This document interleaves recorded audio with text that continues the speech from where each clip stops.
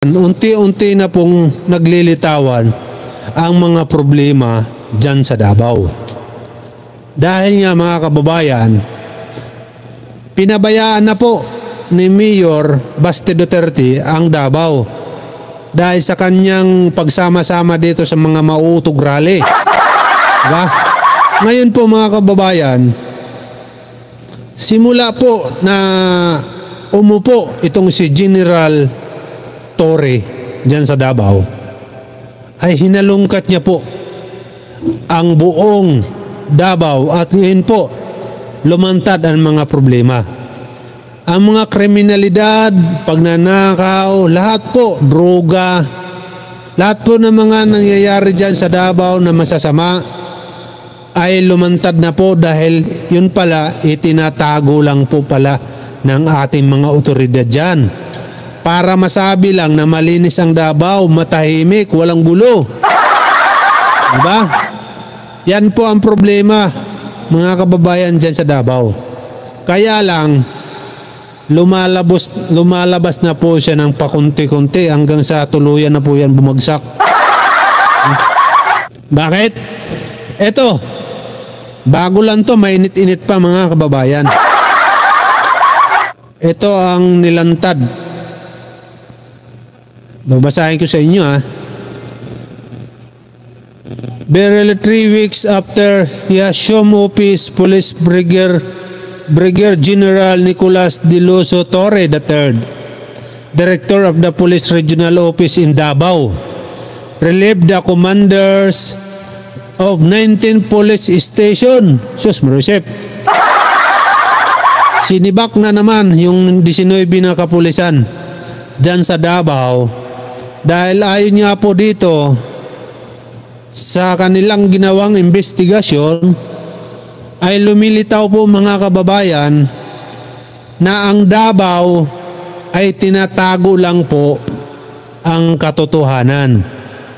Yun pala, talamak po talaga ang kriminalidad dyan sa Davao.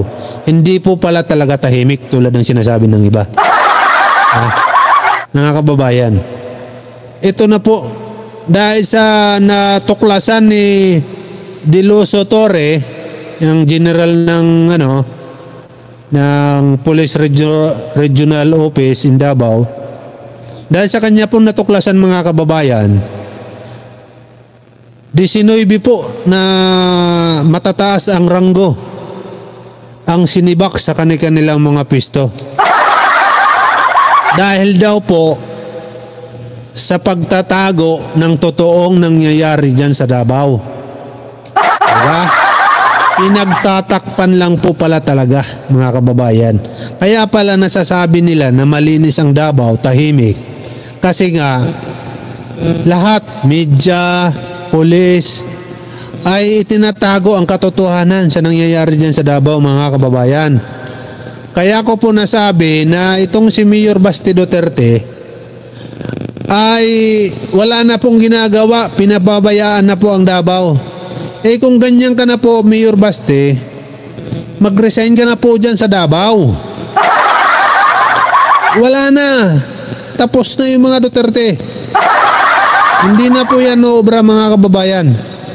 Mangilan-ngilan na lang po kayo dyan na gusto maging Duterte, gusto ay Duterte.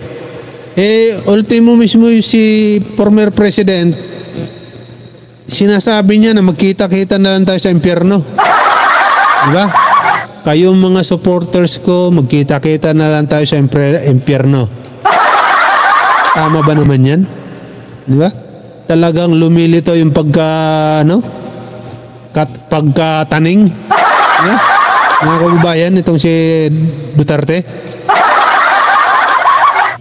Alam nyo, ako ang naaawa dito, paulit-ulit ko pong sinasabi dito mga kababayan, na dati po ay noong 2016, sinasabi ko nga dito, noong 2016, ay kami po, ako mismo, pumunta kami doon sa Luneta para suportahan po itong si Digong. Pero, itong taon lang na to, ay medyo nagbago po tayo dahil sa mga nalaman po natin na ang EJK ay ginamitan po nila ng reward. Kaya marami po ang na-disgrasya ng mga inosenteng tao. Diba? Doon po tayo na pikon. Dahil, o nga naman, bakit naman itong si Digong, mga maliliit ang napapatay? Bakit itong mga drug lord na to ay nagiging kaibigan? Diba? Kaya doon po tayo nabuisit. Ganun pa man, kahit buisit na buisit tayo dito sa matanda na to, ganun pa man mga kaibigan, mga kababayan, ay hindi po natin na naisin na itong si Digong ay mawala agad sa mundo. Diba? Ang gusto ko po, tumahimik na po itong si Digong, mag-alaga po ng kanyang apo, diba? Mag-enjoy sa buhay habang nabubuhay. Yan po sana ang gusto natin sa kanya. Kaya lang po mga kababayan, hindi po yata ito nakikinig or walang nagsasabi sa kanya. Laglag tuloy. Wala pong nagsasabi sa kanya. Ultimo mga anak niya, pinababayaan na po siya. Bakit? Tingnan mo naman yung kumakalat ngayon na video. Pumunta sa stage, tapos kung maglakad, hila-hila na po yung isang paa. Tapos akala mo, excuse me, akala mo lasing? Di ba? Sino ba naman ang hindi maaawas yan sa mama na yan? Samantala itong mga hinayupak na mga DDS na to ay ginagamit pa rin yung katandaan ni Pangulong Digong. Di ba? Ginagamit pa rin yung kasikatan ni Digong. Akala mo naman sikat na sikat pa rin. Di ba? Hindi na sila naawa. Kayong mga kayong mga anak ni ikaw Bunggo. Hindi ka na naawa diyan kay Digong? Di ba? Hindi ka na naawa diyan na pag naglalakad hila-hila na yung kabilang paa? Akala mo galing sa sabungan na manok na tinamaan sa kabilang hita? Di ba? Ikaw, sige. Ikaw, Senador Bongo. Paano mo sasabihin sa amin ngayon na mahal mo si Digong samantala pinababayaan mo? Di ba? Bakit mo pinabayaan na umakyat dyan sa stage tapos hila-hila na yung paa tapos gaganong-ganon na akala mo nakainom ng isang dosinang emperador. Di ba? Tapos bigla niyong buburahin kasi nababatikos. Wala talaga kayong mga kwentang mga DDS. Ngayon ko lang napatunayan na talagang wala po kayong kwenta. Alam niyo kung bakit may kwenta kayo? Kayong mga anak ni Digong? Ikaw Bunggo? Kung talagang mahal na mahal niyo si Digong, hindi niyo hayaan yan.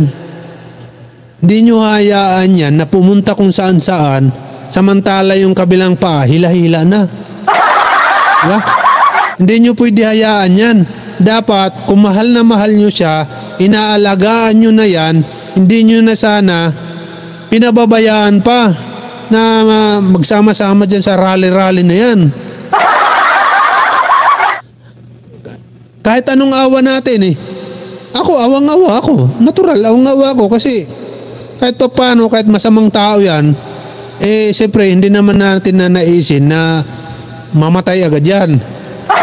Diba? Ang gusto natin, i-enjoy mo muna ang buhay mo. Diba?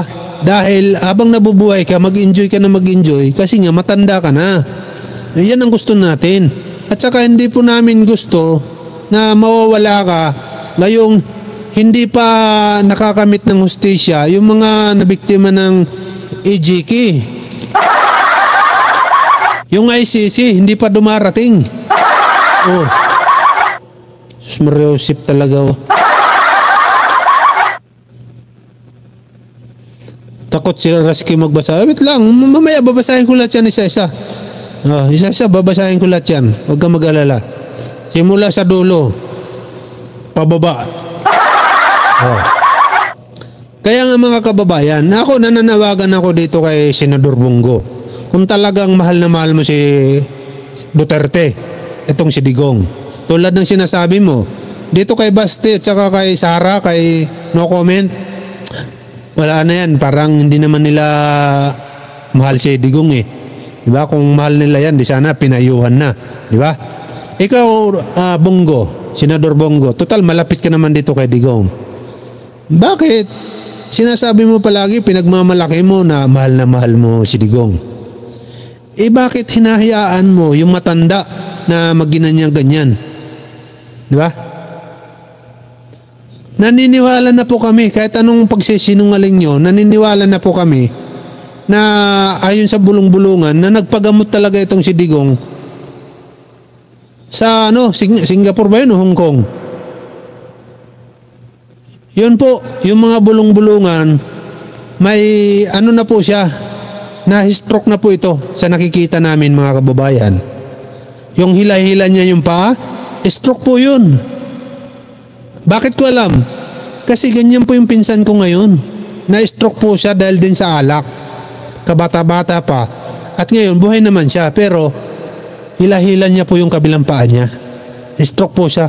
Patay po yung kabila nung na-hospital po, dinala namin niya sa hospital. Patay po yung kabilang katawan. Oh. Ganyan po ang nakikita ko kay Digong. Binura nyo lang yung video ni Digong eh. Pero kahit anong bura nyo, na-download na po ng iba. Diba? Na-download na po. Ako mismo, napanood ko kanina, nandun rin na sa mga vlog. Blinag na rin kanina yan, ng ibang vlogger. Oh. Di nyo na mabubura yun, nandun na. Diba? At sabihin pa natin, binura nyo.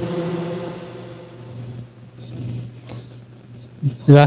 Kaya ikaw, Senador Bongo, wag kang plastic. Kung talaga mahal mo si Digong, payuhan mo yan habang nabubuhay pa. Mukhang hindi pwede na mawala siya. Kailangan pa siya ng ICC. Kailangan niya pa panagutan yung mga krimen. Kailangan niya pa panagutan yung mga demanda ni Antonio Trillanes. Yung demanda sa Parmale, yung demanda sa corruption, sa Pregit scam, tapos dito sa EJK. Nako, marami pa po siyang kakaharapin na problema. Kaya alagaan niyo po yan.